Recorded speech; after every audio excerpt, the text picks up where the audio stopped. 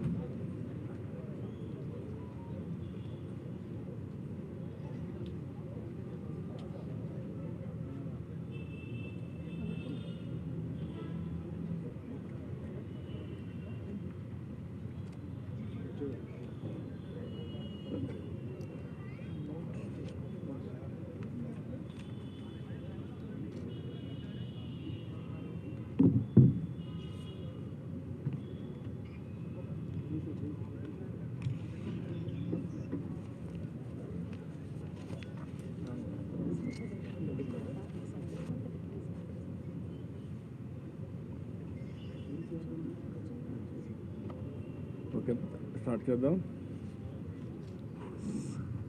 అందరికీ నమస్కారాలు.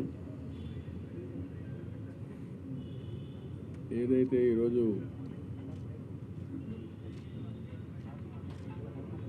పెద్ద ఎత్తున పడినటువంటి సరిపోతుంది. Are able to hear? ఓకేనా? ఓకే, వాల్యూమ్ అంటే కొంచెం పెంచు.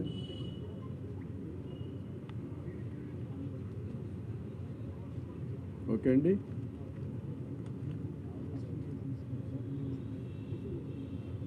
ఇంకో కుర్చీ ఏమన్నా?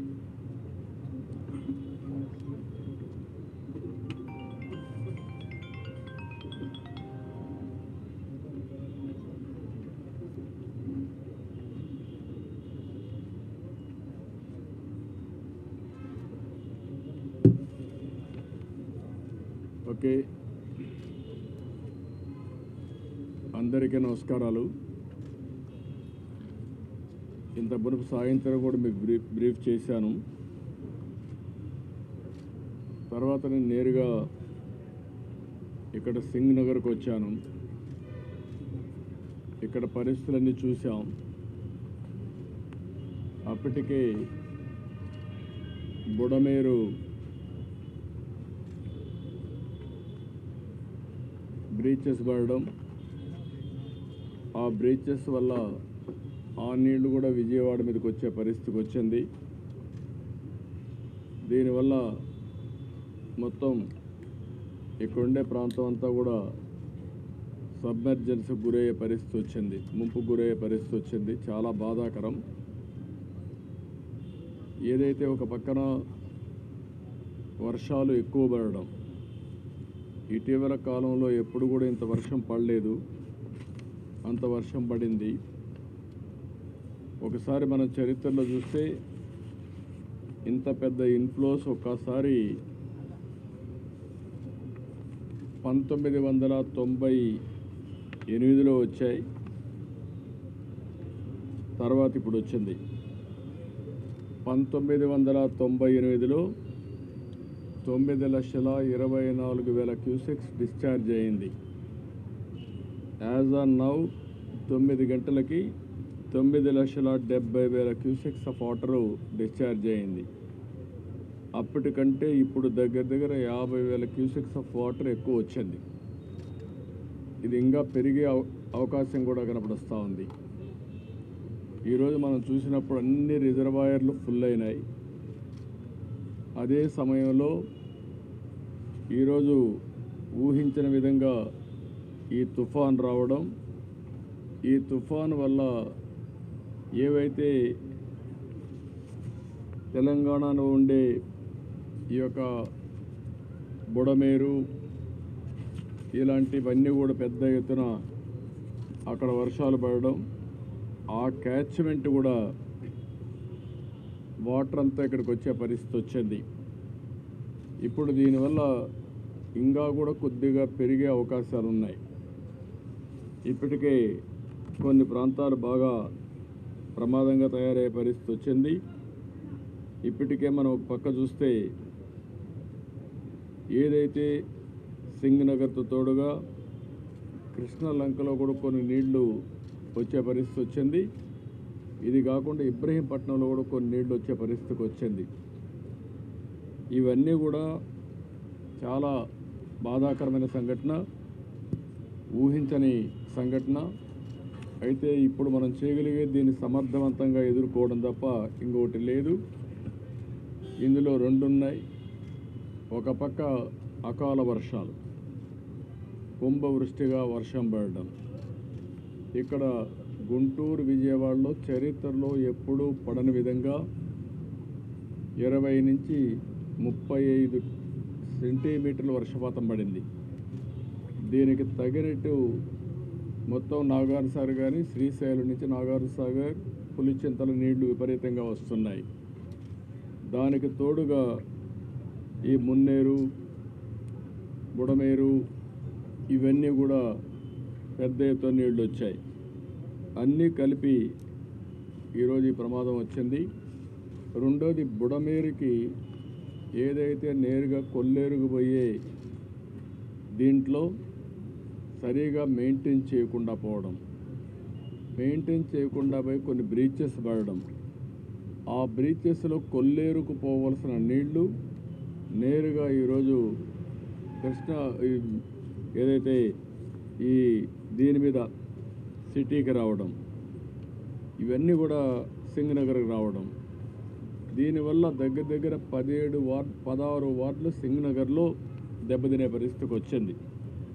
ఈ 16 వార్డుల్లో కూడా మనం ఒకసారి చూస్తే దగ్గర దగ్గర 2,76,145 మంది ఇక్కడ ప్రజలు ఉండే అవకాశం ఉంది. అంటే ఇక్కడ 2,76,000 మంది ఉన్నారు. ఇంకొక పక్కన ఇప్పుడు నేను చెప్పినట్టు కృష్ణలంక, భూపేష్ నగర్లో కూడా కొంతమంది ఉన్నారు. అదే కాకుండా ఇబ్రహీంపట్నంలో కూడా కొంతమంది అక్కడ కూడా సబ్మెర్జ్ అయ్యే పరిస్థితి వచ్చింది. ఇవన్నీ కూడా చాలా పెద్ద ఎత్తున డ్యామేజ్ జరిగే పరిస్థితి వచ్చింది. ఒక పక్కన మానవ తప్పిదం. ఆనాటి 5 సంవత్సరాల్లో ప్రభుత్వం సక్రమంగా మెయింటైన్ చేసుంటే, ఆ బ్రీచ్ లేకుండా చేసుంటే ఇప్పుడు ఆ నీళ్లు ఈ యొక్క సింగనగర్కి వచ్చే పరిస్థితి వచ్చేది కాదు. దానివల్ల ఇది కొంతవరకు ప్రొటెక్షన్ ఉండేది. దీనికి అదనంగా చరిత్రలో ఎప్పుడూ పడని వర్షాలు పడడం, ఎప్పుడూ రానని నీళ్లు రావడం, దీనివల్ల కూడా 9,70,000 క్యూసెక్స్ ఆఫ్ వాటర్ అనేది ఒక చరిత్ర.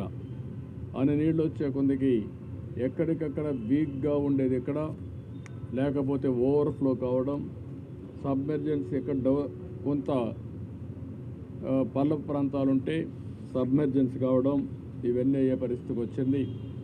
నేను ఇక్కడికి వచ్చినప్పుడు, సింగనగర్కి వచ్చినప్పుడు నేను బోట్లో వెళ్ళాను, లోపలికి వెళ్ళాను, వాళ్ళ కష్టాలు చూశాను. ఆ కష్టాలు చూసిన తర్వాత నాకు అనిపించింది ఇక్కడి నుంచి పోవడం కరెక్ట్ కాదు. ఇక్కడే ఉండి మళ్ళీ వాళ్ళకు న్యాయం జరిగిన తర్వాత వాళ్ళలో ఒక నమ్మకం కలిగించి నేను ఇక్కడి నుంచి వెళ్ళాలనే ఉద్దేశంతోనే నేరుగా కలెక్టరేట్కి వచ్చాను. ఈరోజు రేపు నేను ఇక్కడనే ఉంటా. ఇక్కడి నుంచే నేను వస్తానే హోమ్ మినిస్టర్తో కూడా మాట్లాడాను, అమిత్ షా గారితో మాట్లాడాను. మొత్తం సిచ్యువేషన్ అంతా బ్రీఫ్ చేశాను. ఇమ్మీడియట్గా హోమ్ సెక్రటరీకి ఆదేశాలు ఇచ్చారు. 10 ఎన్డీఆర్ఎఫ్ టీములు పంపిస్తున్నారు. 10 ఎన్డీఆర్ఎఫ్ టీములు వస్తున్నాయి. ఈరోజు కొన్ని అయితే మిడ్ నైట్కి వస్తాయి. ఒక 4 బోట్లు వస్తాయి. దగ్గర 4 కలిపి ఇంకొక పక్కన రేపు 6 టీములు వస్తున్నాయి. అన్నీ కలిపి మనం చూస్తే ఒక 40 బోట్లని, ఒక 10 ఎన్డీఆర్ఎఫ్ టీములు పంపిస్తున్నారు. ఇవి కాకుండా ఒక 6 హెలికాప్టర్లు పంపిస్తున్నారు. ఒకవేళ హెలికాప్టర్లు కూడా వస్తే ఎక్కడికక్కడ ఎయిర్ లిఫ్టింగ్ చేయడం, ఫుడ్ ఇవన్నీ చేయడం. రెండోది ఎవరన్నా ఎవాక్యువేషన్ చేయాల్సి వస్తే అర్జెంట్ అయితే వాళ్ళని కూడా తీసుకొచ్చి సురక్షితమైన ప్రాంతాల్లో పెట్టడానికి ఉపయోగపడుతుంది. ఇది కేంద్రం నుంచి మనం అడిగిన వెంటనే వాళ్ళు ఈ సహాయం చేసే పరిస్థితికి వచ్చారు. ఇదే సమయంలో మీరు ఒకసారి చూస్తే దీన్ని ఏదైతే ఒక వార్ ఫుటింగ్లో చేస్తే తప్ప ఈ సమస్య పరిష్కారం కాదు. ఈరోజైతే మధ్యాహ్నం నుంచి చాలా అవస్థపడుతున్నారు నీళ్ళు వచ్చిన తర్వాత. కానీ రాత్రి అయింది. నేను వచ్చిన తర్వాత హోటల్ అసోసియేషన్స్ అందరిని పిలిచాం. అదే మరిగా ఏదైతే అన్నా క్యాంటీన్లో ప్రిపేర్ చేసే వాళ్ళని కూడా పిలిపించాం. అదే సమయంలో కలెక్టర్ గారు కొంత ఆదేశాలు ఇచ్చి కొంత ఫుడ్ ప్రిపేర్ చేశారు. ఇప్పుడు మన దగ్గరుండే బోట్లన్నీ కూడా కొన్ని పవర్ బోట్లు ఉన్నాయి, కొన్ని మాన్యువల్ బోట్లు ఉన్నాయి. ఇప్పుడు రాత్రికంతా తీసుకుని ప్రతి ఒక్కరికి ఫుడ్ పాకెట్స్ అందించడం, మంచినీళ్ళు అందించడం, ఒక 1/2 లీటర్ మిల్క్ అందించడం, క్యాండిల్స్ కానీ అదే మరి కొన్ని బిస్కెట్స్ కానీ ఇవన్నీ కూడా అందించడానికి సిద్ధం చేశాం. ఇప్పుడు అన్నీ సిద్ధం చేసి వెహికల్స్ పంపించి ఇవన్నీ కూడా సుజావుగా వారి దొరికే విధంగా చేరే విధంగా ఆలోచిస్తున్నాం. ఇక్కడ డేటా అంతా నేను కలెక్ట్ చేస్తే ఇక్కడనే సింగినగర్ ఏరియాలో 16 వార్డ్స్లో మొత్తం కార్పొరేషన్ డివిజన్లో మీరు చూస్తే 95,532 కుటుంబాలు ఉన్నాయి. 2,76,000 మంది జనాభాకి 95,532 కుటుంబాలు ఉన్నాయి. ఇందులో 82,579 ఫోన్లు కూడా ఉన్నాయి. 12,953 మంది ఫోన్లు కూడా లేకుండా ఉన్నాయి. ఆ డేటా అంతా తీసుకున్నాం. ఆ డేటా అంతా తీసుకొని మొత్తం రాష్ట్రంలో ఉండే ఆఫీసర్స్ అందరినీ కూడా రమ్మన్నాను. ఒక ఎమర్జెన్సీ ఉన్నప్పుడు ప్రత్యేకంగా ప్రతి ఒక్కరు ఇక్కడ పనిచేయాల్సిన అవసరం ఉంది. ఆ పనిచేయడం కోసం దగ్గర మాకు 16 డివిజన్స్ ఉన్నాయి, 77 సచివాలయాలు ఉన్నాయి. ఒక్కొక్క డివిజన్కి ఒక సీనియర్ ఆఫీసర్ని పెట్టి, ఒక్కొక్క సచివాలయానికి ఒక జూనియర్ ఆఫీసర్ని పెట్టి టోటల్గా ఇది రికవర్ అయ్యే వరకు ఎప్పటికప్పుడు వాళ్ళతో అనుసంధానం చేసుకుంటూ అవసరమైతే ప్రజలతో కూడా మాట్లాడి వాళ్ళకు న్యాయం చేసిన తర్వాతనే ఇక్కడి నుంచి వెళ్తాం. దానికోసం ఒక కార్యక్రమాన్ని తయారు చేశాను. ఇది అవుతానే అందరితో కూడా మేము కూర్చుంటున్నాం. మేము కూర్చొని మళ్ళీ రాత్రికి నేను వెళ్తాను. ఆ పేర్లన్నీ కూడా మేము మీకు రిలీజ్ చేస్తాం. ఆ పేర్లన్నీ మీకు రిలీజ్ చేసి మీకు ఇస్తాం నేమ్స్ అన్నీ. దానికంటే ముఖ్యంగా ఈరోజు ఒక ప్రధానమైన బాధ్యతగా తీసుకున్నాం. చాలామంది చాలా ఇబ్బందుల్లో ఉన్నారు. కొంతమంది అయితే చాలా దిగులు పడే పరిస్థితికి వచ్చారు. ఎప్పుడూ రాని కష్టాన్ని చూసే పరిస్థితికి వచ్చారు. అన్నీ కూడా ఫస్ట్ ఫ్లోర్లో ఉండే వాళ్ళందరూ కూడా ముంపు గురయ్యారు. వీళ్ళందరూ ఫస్ట్ ఫ్లోర్కి కానీ సెకండ్ ఫ్లోర్కి వెళ్ళిపోయారు. గ్రౌండ్ ఫ్లోర్ అంతా దెబ్బతిన్నారు. నీళ్లు కూడా అప్పటి నుంచి అట్లనే ఉన్నాయి. కొంతమంది చిన్న పిల్లలు ఉన్నారు, కొంతమంది ముసలి వాళ్ళు ఉన్నారు, కొంతమందికి మెడిసిన్స్ అందాల్సిన అవసరం ఉంది, కొంతమందికి నీళ్లు కూడా దొరకలేదు, భోజనం లేదని బాధపడే పరిస్థితికి వచ్చారు. ఒక్కోసారి ఒక విపత్కరమైన పరిస్థితి వచ్చినప్పుడు కొన్ని ఇబ్బందులు వస్తాయి. ఏదో ఒక 100 కుటుంబాలు 200 కుటుంబాలు అయితే ఇమీడియట్గా చేయగలుగుతాం. కానీ 1,00,000 కుటుంబాలు, ఇంకా ఈ కుటుంబాల సంఖ్య పెరిగే పరిస్థితిలో ఉంది. దీన్ని లార్జ్ స్కేల్లో అడ్రస్ చేయాల్సిన అవసరం ఉంది. సర్వశక్తులు పెడతాం. అడ్మినిస్ట్రేషన్ మొత్తం అప్రమత్తం చేస్తాం. ప్రభుత్వానికి ఉండే విస్తృతమైన అధికారులను ఉపయోగించి సమర్థవంతంగా ప్రతి ఒక్కరికి న్యాయం జరిగే వరకు రాత్రి కూడా లెక్క చేయకుండా రాత్రిలో పనిచేస్తాం. పనిచేసి అన్ని విధాలు ఆదుకోవడానికి మేము ప్రయత్నం చేస్తున్నాం. రాత్రికంతా నేను ఇక్కడనే ఉంటా, సూపర్వైజ్ చేస్తా, మళ్ళీ ఒకసారి వెళ్ళి అన్నీ పరిశీలిస్తా. అవసరమైతే వాళ్ళకు ఒక మనోధైర్యాన్ని నింపుతాం. అదే సమయంలో వాళ్ళని అన్ని విధాలా ఆదుకోవడానికి ఎన్ని చర్యలు తీసుకోవాలో అన్ని చర్యలు తీసుకొని వాళ్ళకు అండగా నిలబడుకుంటాం.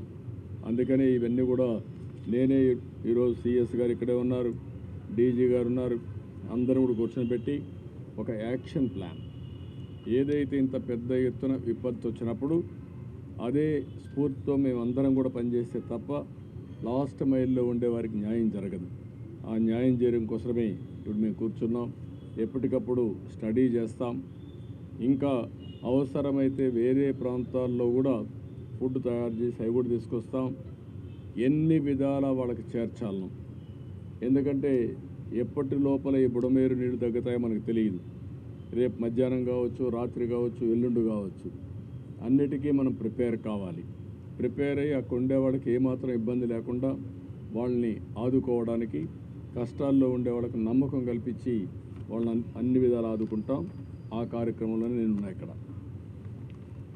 మీకు ఏదైనా డౌట్స్ కానీ ఇప్పుడు ఇది అయిన తర్వాత మేము ఆఫీసర్స్ అంతా రివ్యూ చేసుకొని రోల్ క్లారిటీ ఇచ్చిన తర్వాత, ఎందుకంటే కన్ఫ్యూజన్ లేకుండా ఎవరేం చేయాలో చాలా స్పష్టమైన రోల్ క్లారిటీ ఇస్తాం.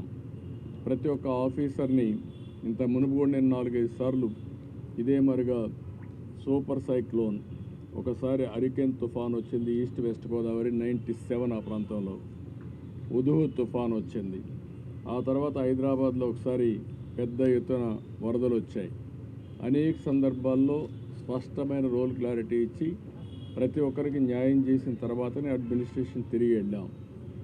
ఈరోజు మేము సెక్రటరియట్లో కూర్చోవచ్చు, లేకుంటే స్టేట్ డిజాస్టర్ మేనేజ్మెంట్ అథారిటీలో కూర్చోవచ్చు. కాదు, ఇక్కడనే సింగ్ నగర్లో దగ్గరగా ఉండే ఇక్కడ మేము కూర్చోవాలి, ఇక్కడి నుంచే పని చేయాలి.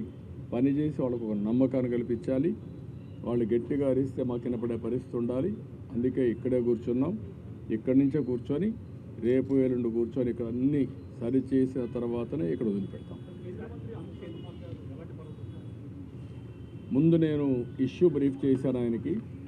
జరిగిన సంఘటన ఈరోజు మీరు చూస్తున్నారు. 98లో ఒకసారి నేను చెప్పిన ప్రకారం 9,28,000 క్యూసెక్స్ ఆఫ్ వాటర్ వచ్చింది. ఆ తర్వాత 9,72,000 క్యూసెక్స్ ఆఫ్ వాటర్ రావడం ఇది మొదటిసారి చరిత్రలో. ఇటీవల కాలంలో ఎప్పుడు ఇది రికార్డు కాలేదు కృష్ణానదిలో. అలాంటిది వచ్చినప్పుడు వారి దృష్టికి కూడా తీసుకొచ్చి ఇప్పటికే కొన్ని వీక్ బండ్స్ ఉన్నాయి. ఇప్పటి వరకు మనం ఇక్కడ చూస్తున్నాం విజయవాడలో జరిగిన డ్యామేజ్. ఇక్కడి నుంచి డౌన్ బిలో వెళ్తుంది. ఆ డౌన్ బిలో వెళ్ళినప్పుడు కొన్ని దిక్కల బండ్స్ అన్నీ కూడా వీక్గా ఉంటే ఆ నీళ్లు కూడా పొలాల మీదకి కానీ లేకపోతే గ్రామాల మీదకి కానీ వచ్చే అవకాశం కూడా ఉంటుంది. దాన్ని కూడా మానిటర్ చేసుకోవాలి రాత్రికి. అవి మానిటర్ చేసుకొని ఇది వరద తగ్గే వరకు, ఫ్లడ్ తగ్గే వరకు ఎక్కడికక్కడ అన్ని జాగ్రత్తలు తీసుకొని ఈరోజు అక్కడ అవసరమైతే కొన్ని ఇసుక బస్తాలు పెట్టుకోవడం, ప్రజలను అప్రమత్తం చేయడం, అక్కడ కూడా ఎక్కడ బండ్ తెగిపోకుండా కాపాడుకోవడం, బ్రీచెస్ పడకుండా కాపాడుకోవడం అది కూడా అవసరం. దానికి కూడా ఏమేం చేయాలో అవన్నీ చేస్తాం.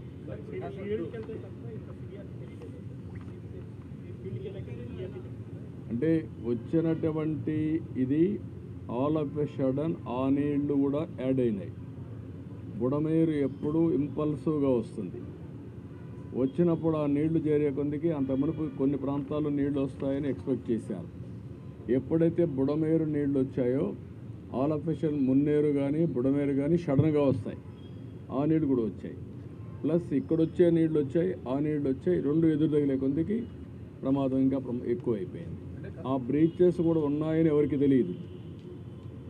అడ్మినిస్ట్రేషన్ కూడా కొత్తగా వచ్చిన 80 రోజుల్లో ఎక్కడెక్కడ బ్రీచెస్ ఉన్నాయో వాళ్ళు చూసుకోలేదు. ముందు పెట్టిన వాళ్ళు కూడా ఎక్కడ పట్టించుకోలేదు. అన్నీ కలిపే కొద్దికి ఈ ప్రమాదం వచ్చే పరిస్థితి వచ్చింది. ఆ అవుట్లెట్ కూడా 4,000 క్యూసెక్స్కే ఉంది. అక్కడ అల్టిమేట్గా ఉండే అవుట్లెట్ 4,000 క్యూసెక్స్కి ఉంది. ఇక్కడ 10,000 వచ్చే కొద్దికి ఆ నీళ్లు అక్కడ కూడా పోయే పరిస్థితి లేదు. ఆ సమస్యలు కూడా వచ్చాయి. ఆరాధపేటలో అదే పరిస్థితి ఉంది, మీ ప్రాజెక్టులో అదే పరిస్థితి ఉంది, ప్లస్ ప్రకాశం రాజు డౌన్ స్ట్రీమ్లో కూడా ఇప్పుడు మొత్తం కూడా ముందుకు అవుతుంది. అప్ స్ట్రీమ్లో మీరు ఇందాక అన్నట్టు ఇబ్రహీంపట్నం కానీ కొట్టింపులు కానీ పెర్రీ కానీ మొత్తం కూడా ఇప్పుడు ఎన్ని జలదిక్కున్నాం అన్నిటి మీద. అందుకనే వాట్ ఐఎమ్ సేయింగ్, నేను అందుకనే ఒక్క ప్రాంతమే కాకుండా సింగ్ నగర్కు ప్రారంభమైంది. అక్కడి నుంచి ఇప్పుడు కూడా నీళ్లు పెరుగుతున్నాయి. పెరిగినప్పుడు వల్నరబుల్ ప్లేసెస్ ఎక్కడైతే ఉన్నాయో అవంతా కూడా మీరు చెప్పినట్టు కృష్ణలంక, ఇబ్రహీంపట్నం ఇలాంటి ప్రాంతాలు కూడా వచ్చే ప్రమాదం ఉంది. వచ్చాయి. ఇది ఇంకా రాత్రికి రేపటికి పెరిగే ప్రమాదం ఉంది. అన్నీ కూడా అందుకనే వార్ ఫుటింగ్లో సర్వశక్తులు వడ్డీ ఏమేం చేయాలో చేయడం కోసం ప్రయత్నం చేస్తున్నాం.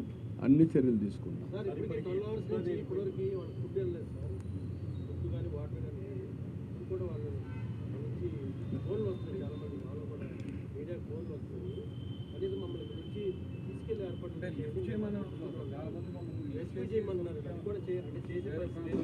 అంటే ఇప్పుడు నేనేమంటానంటే రాత్రికి అందరినీ తీసుకురావాలంటే ఒక 1000 మందిని 2,000 మంది తీసుకురాగలుగుతాం. లేకుంటే ఒక 3,000 4,000 2,76,000 మేము తేలేము. ముందు మనం చేయాల్సింది ఏంటంటే అందరికీ కొన్ని సదుపాయాలు అరేంజ్ చేస్తే ఫస్ట్ ఫ్లోర్లో సెకండ్ ఫ్లోర్లో వాళ్ళు ఉంటే రేపు మార్నింగ్ నుంచి ఈ హెలికాప్టర్స్ ఇవన్నీ వచ్చిన తర్వాత ఇప్పుడు కూడా ఎవరైనా అత్యవసరంగా రావాల్సిన చిన్నపిల్లలు ముసలి వాళ్ళు లేదంటే అనారోగ్యంగా ఉండే వాళ్ళని తీసుకొద్దాం. రేపటి నుంచి ఇక్కడ అన్నీ ప్లాన్ చేసి చేస్తాం.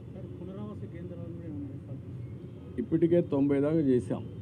ఇంకా ఎన్ని కావాలనో విజయవాడలో అన్ని హోటల్స్ కానీ కమ్యూనిటీ హాల్స్ కానీ కళ్యాణ మండపాలు కానీ మొత్తం తీసుకుంటాం. అన్నీ తీసుకొని అక్కడ భోజనం పెట్టడం కానీ ఇవన్నీ ఎక్కడ ఏమాత్రం లోటు లేకుండా చేసే బాధ్యత తీసుకుంటాం. ఎన్ని పునరావాస కేంద్రాలు కావాలన్నా అన్నీ పెడతాం. Not one no limitation for that.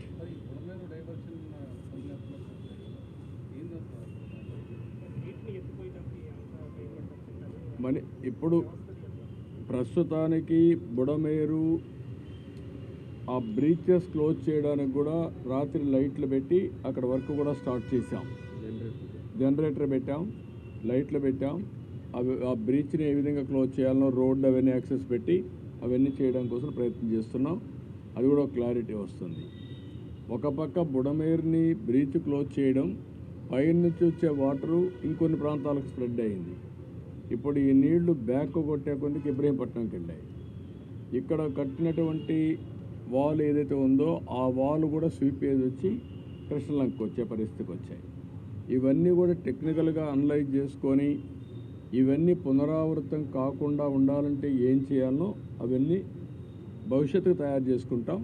కానీ ఫస్ట్ మేము చేయాల్సింది ప్రజల్ని కాపాడడం, వాళ్ళ భద్రతకు భరోసా ఇవ్వడం, వాళ్ళకి ఇమ్మీడియట్గా రిలీఫ్ ఇవ్వడం, వాళ్ళని సేఫ్ ప్లేస్లో తీసుకురావడం, వాళ్ళకి జరిగిన నష్టాన్ని భర్తీ చేయడం ఇవి ప్రధాన లక్ష్యాలు.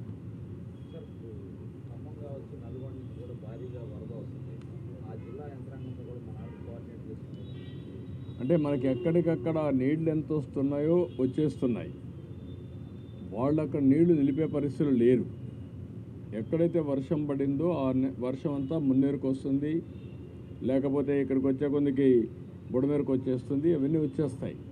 వచ్చినప్పుడు దాన్ని మనం కూడా శ్రీశైలం, నాగార్జునసాగర్, పులిచింతల ఏమాత్రమైనా హోల్డ్ చేయగలిగితే అవి కూడా ఆలోచిస్తున్నాం. నేను మధ్యాహ్నం కూడా మీకు చెప్పాను, పులిచింతల నుంచి 6 గంటలు ఇక్కడ రావడానికి పడుతుంది. పులిచింతల్లో కొంత వాటర్ కట్ చేసాం. అక్కడ ఇంపౌండ్ చేయగలిగినంత వరకు అక్కడ ఇంపౌండ్ చేస్తున్నాం. కానీ అక్కడ కూడా ఇంపౌండ్ చేయలేనప్పుడు ఆ వాటర్ కంపల్సరీ రావాల్సి వస్తుంది. అదే మరి ఇంటర్మీడియట్ వచ్చేటివన్నీ కూడా మున్నేరు, బుడమేరు ఇవన్నీ కూడా వచ్చే పరిస్థితి వస్తున్నాయి. ఇవన్నీ రాత్రికి మాకు క్లారిటీ వస్తుంది. తగ్గుతుందా ఇంకా పెరుగుతుందా అవర్లీ చూస్తున్నాం. అవర్లీ మీరు చూస్తే 8 o'clock 9,40,000 క్యూసెక్స్ ఉంది. అదే మరిగా ఈరోజు 8 గంటలకు అది ఉంటే 9 గంటలకు 9,72,000 పెరిగింది. అంటే దగ్గర 32,000 క్యూసెక్స్ ఆఫ్ వాటర్ పెరిగింది. సో ఇవన్నీ ఉన్నాయి, అన్నీ మానిటర్ చేస్తున్నాం. క్లోజ్గా మానిటర్ చేసి ఎన్ని విధాల ప్రయత్నం చేయాలో అన్ని విధాల ప్రయత్నం చేసి water regulation, flood management, rescue, relief and rehabilitation మొత్తం కూడా ప్లాన్ చేస్తారు.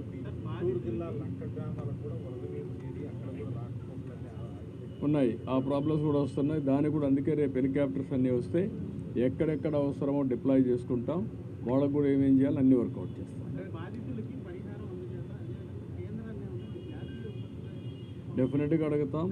రేపు ఎన్ని అయిన తర్వాత ఫస్ట్ వాళ్ళకి ఇన్ఫర్మేషన్ ఇచ్చాం, ఒక లెటర్ పంపిస్తాం. జాతీయ విపత్తుగా డిక్లేర్ చేసి రాష్ట్రాన్ని ఆదుకోమని కూడా కోరుతాం. అది రేపు పంపిస్తాం.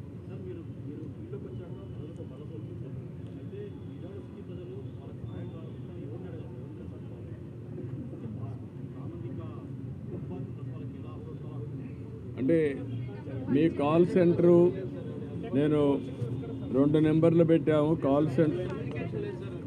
అదేమ్మా ఇప్పుడే ఇస్తాను ఆ నెంబరు. అటువంటి ఆ నెంబర్ అండి. ఇప్పుడు నేను కమాండ్ కంట్రోల్ నెంబర్ 112 లేకపోతే 107 ఈ నెంబర్కి కాల్ చేయండి. 112-107 ఇక్కడ నెంబర్ ఆఫ్ కాలర్స్ని పెట్టాం, నెంబర్ ఆఫ్ లైన్స్ పెట్టాం. ఇక్కడ ముందు ఇచ్చిన నెంబరు ఓన్లీ 1 నెంబర్ ఉంది, ఇది కలెక్టరేటివ్. ఇది కంట్రోల్ రూమ్ పెట్టి అక్కడ ఎవరు చేసినా అవన్నీ కన్సాలిడేట్ అవుతాయి. నేను కూడా అందరికీ ఐబీఆర్ఎస్ ఇస్తాను. నా పేరుతో ఇది అవుతాను ఒక ఐబీఆర్ఎస్ తీసి నేను కూడా పంపిస్తున్నా. వాళ్ళు ఇచ్చిన ఫీడ్బ్యాక్ తీసుకుంటా, రెగ్యులర్గా వాళ్ళతో టచ్లో ఉంటా, మీ ద్వారా కూడా తెలియజేస్తా. ఎప్పటికప్పుడు వాళ్ళ ఫీడ్బ్యాక్ కూడా తెలుసుకొని అవసరమైతే మళ్ళీ నాకు కృష్ణలంక ఆ ప్రాంతం కూడా తెప్పించుకుంటాను, ఇబ్రహీంపట్నం తెప్పించుకుంటాను. కాంప్రహెన్సివ్గా ఒక హ్యూమన్లీ ఏమేం పాసిబిలిటీ ఉంటే అన్నీ చేస్తాం. నో క్వశ్చన్ ఆఫ్ కాంప్రమైజ్, ఎక్కడా రాజీ పడే పరిస్థితి లేదు. ఈ అవసరమైతే 3-4 రోజులు మేలుకుంటాం, రాత్రి మగుళ్ళు పనిచేస్తాం. ప్రతి ఒక్కరికి న్యాయం జరిగిన తర్వాత నేను ఇక్కడి నుంచి బయలుదేరాను. సార్ ఈ నైట్ కానీ రేపు పొద్దున్న ఇంకా ఫీల్డ్ విజిట్ చేసే అవకాశం ఉందా? ఇప్పుడే వెళ్తాను. ఇది మీతో అయినాక మళ్ళీ ఆఫీసర్లందరినీ, మా సెక్రటరియట్లో ఉండే సీనియర్ ఆఫీసర్స్ అందరినీ రమ్మన్నాను. ఆల్ ఐఏఎస్ ఆఫీసర్స్, సెక్రటరీస్ అందరూ, సీనియర్ సెక్రటరీస్ కూడా ఒక్కొక్క సచివాలయం తీసుకుని మానిటర్ చేస్తాం. మేమేదో పెత్తనం చేయడానికి లేము. మేము ప్రజలకు సేవకులుగా ఉంటాం. వాళ్ళకు న్యాయం జరిగే వరకు ఇక్కడే ఉంటాం. లాస్ట్ టైం కూడా నేను హరికేన్ తుఫాన్ వచ్చినప్పుడు రాజమండ్రిని ఆర్డీఓ ఆఫీస్ని సెక్రటరీ చేసుకొని 10 రోజులు అక్కడే ఉన్నాను నేను. అదే మరిగా విశాఖపట్నంలో కలెక్టరేట్ని సెక్రటరీ చేసుకొని అక్కడే ఉన్నాం. కష్టాలు వచ్చినప్పుడు ఏమాత్రం కూడా అజాగ్రత్త వహించకుండా పూర్తిగా బాధ్యత తీసుకొని పనిచేస్తాం, అన్నీ సెట్ చేస్తాం.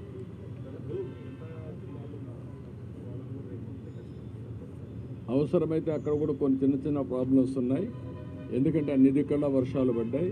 అవన్నీ చూసుకొని ఫ్రీగా ఉండే మంత్రులను రమ్మంటాం, వాళ్ళు కూడా సూపర్వైజ్ చేయాలి.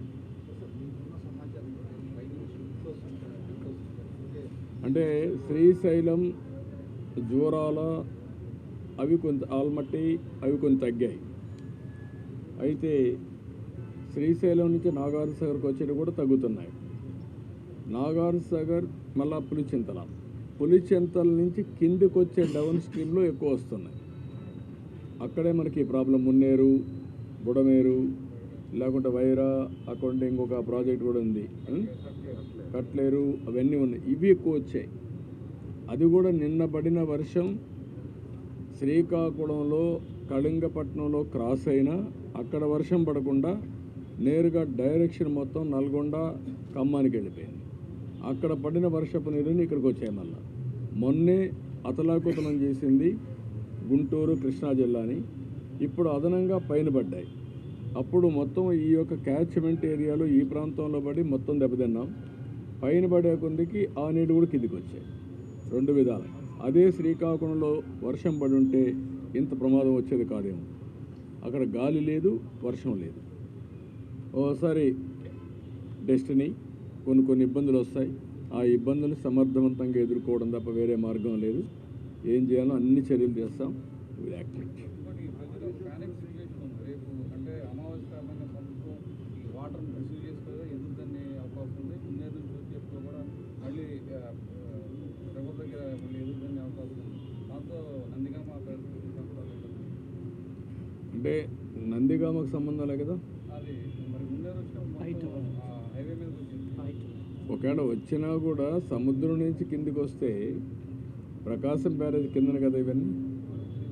ఇంకా వస్తే ప్రాబ్లం వచ్చింది ఈ పక్క వస్తుంది, పైన రాదు. ఏది ఏమైనా ఒక ప్రాంతంలో వస్తుంది, ఒక ప్రాంతంలో రాదనుకుంటా. ప్రాబ్లమ్స్ ఉంటాయి, సమస్యలు ఉంటాయి. ఆ సమస్యలను అధిగమించడానికి ఏమేం చేయాలో అన్ని చేద్దాం. మేమన్నీ కూడా వాచ్ చేసుకుంటాం. Time to time end to end solutions ఏవైతే ఉన్నాయో, మానవత ఎలాంటి తప్పు చేయకుండా మన మనుషులుగా సమర్థవంతంగా నిర్ణయాలు చేసి, ఆ సమర్థవంతంగా ఉండే నిర్ణయాలు అమలు చేసి ప్రాణ నష్టాన్ని కాపాడాం. కానీ వాళ్ళ కష్టాలు తగ్గించలేకపోయాం. అదే సమయంలో ఆస్తి కూడా నష్టపోయే పరిస్థితికి వచ్చాం. దీన్ని ఏ విధంగా కాంపన్సేట్ చేయాలనో అన్నీ ఆలోచించేస్తాం.